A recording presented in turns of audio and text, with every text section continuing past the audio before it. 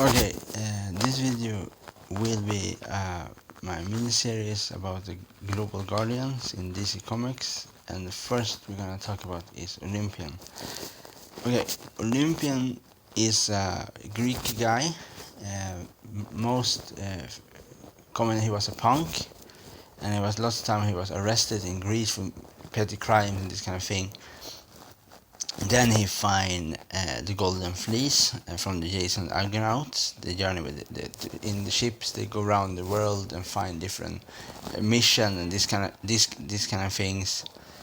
So yeah, and so his power is based from the Golden Fleece. So when he can use speed, power, speed and strength like of Hercules. So all the members from Jason Argonauts, he have that powers with the Golden Fleece.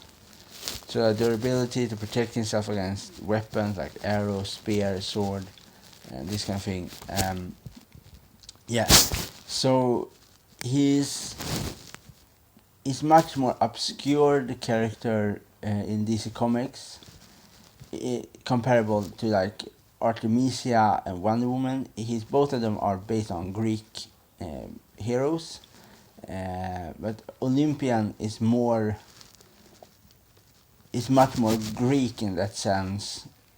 And Wonder Woman, he is much more like really a Greek hero. Like Wonder Woman is based on a Greek.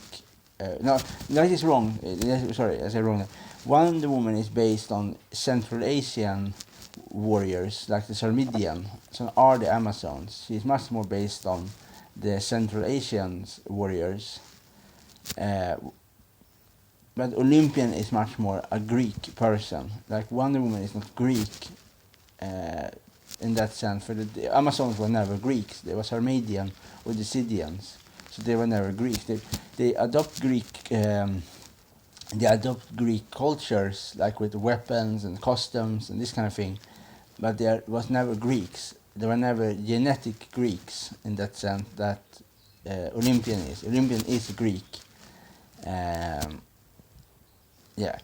So, yeah, and he belonged to, first of all, he belonged to Global Guardian, and then later on he joined Injustice International, and you can find him in Injustice International New 52 in part 2. He is in that comic, but he's a different look then, and he have in this picture. So yeah, so I have a different picture here. So this difference is how he looked from different comics, like New 52 and so on. So yeah, so he's a Greek guy. He used Greek mythology, like the Golden Fleece and this kind of thing. And so he's personally not. All of his powers come from the fleece, the Golden Fleece. He have as his cape. That is power. That brings him the power. So if he take off the cape, he loses the power. So the cape is the power, not the person. So Olympian. So in some sense similar to Wonder Woman in some sense at that point. Like part of Wonder Woman's clothing are her powers and protections. But Wonder Woman is much more stronger than Olympian because she belongs to the big hitters, powerful hitters. But I think that is interesting with Olympian in Global Guardians is that there are many interesting characters in Global Guardians that are very different from the mainstream characters in DC Comics. That is makes it very interesting with them. They are very different in many sense, because you don't need to be a good good model to be if you're not a famous character. Like if you're lesser famous, you can be much more punky, much more bad mouth, like dirty in your mouth, and you can speak much more dirty if you are not so famous as a character in DC Comics. So that is the good thing. So the lesser famous you are, that's the more freedom or freedom of expression you can do. Comparable to Wonder Woman. Wonder Woman cannot say different things.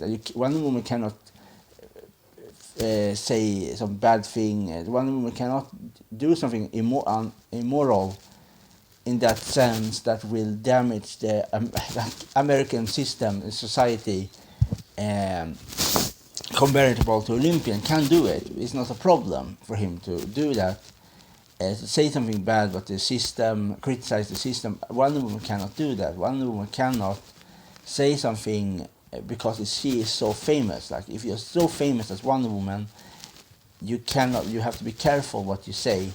Comparable to Superman, Batman, you can be violent. You can kill somebody. You can cut off somebody's head. You can. That is easy to do. It's not a problem in comics.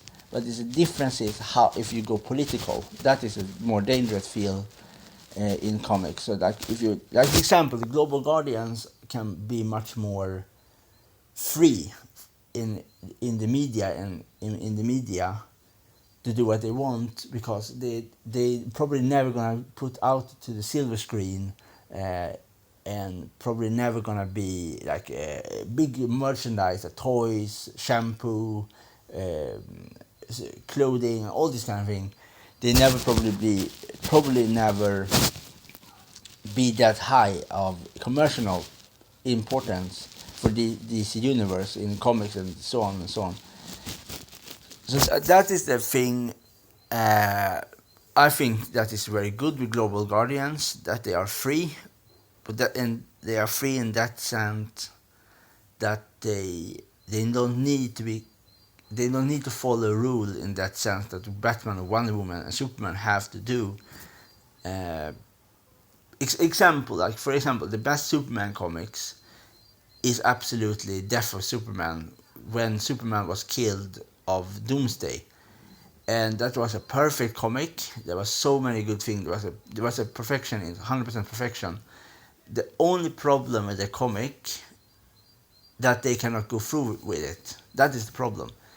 Doomsday killed Superman, but they have to bring him back because so many people get so angry at the creator of that story that have to bring back Superman.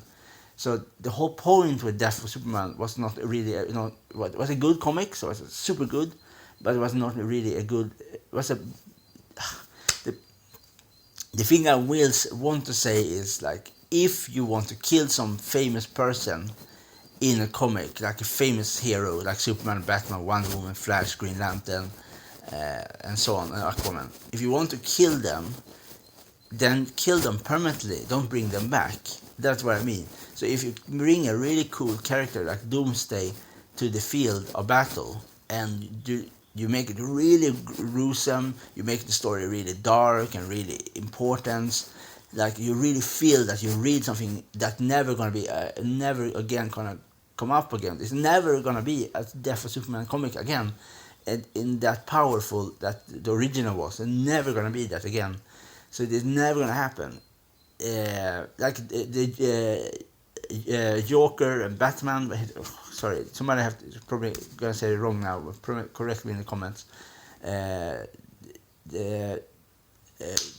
There's something I don't. Yeah, you know what I mean. This especially the Barbara Gordon, that the Joker kill her, paralyze her, laughing joke or death joke. I don't really remember the name, but this is similar status as the Death of Superman. Like,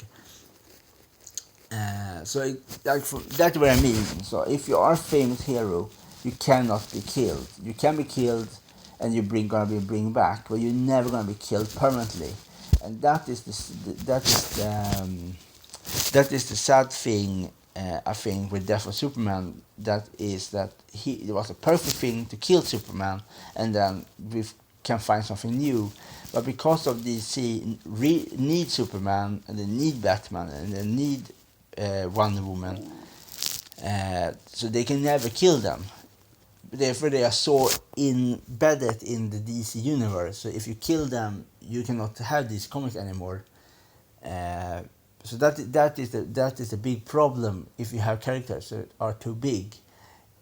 because you can never replace them, and so on. So yeah, so there is a reason why I think that is more interesting example with Global Guardians, Suicide Squad, and all these kind of things. They are, you can replace them and you can find some new thing, and they are, can be cool in that sense. So they are much more cool in that sense, for they are much more. It's much more dangerous for them in the comics, where they can die and they're going to be replaced, and that make you more attached to them. For me, it's much more attached to them. For you, they can die and they're gonna be replaced, and they will vanish. That is much more cooler. If you have something that is much more precious, in that sense, that they are not, they can be changed. Like Olympian, you can change Olympian and pick something other guy from other mythology, like in Celtic mythology, and you can do so many things. So it's like, that is the cool thing with Global Guardians, because they are different people from different culture and different countries, and that is, for me, much cooler than only superheroes from America. I think it's much more cooler to find superheroes from Indonesia, Russia, Gambia in Africa. It's much cooler to see different cultures as with different, like, superpower, but bring to that culture. And there is a reason why I prefer, and why I prefer Global Guardians over the mainstream heroes, because they are much more interesting in that sense.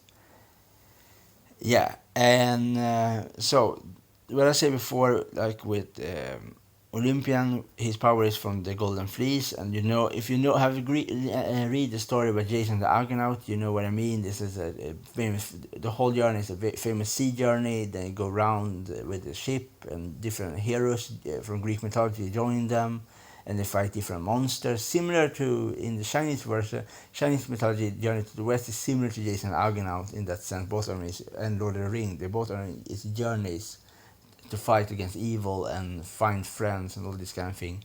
And so all of that journey and power is put into the Golden Fleece.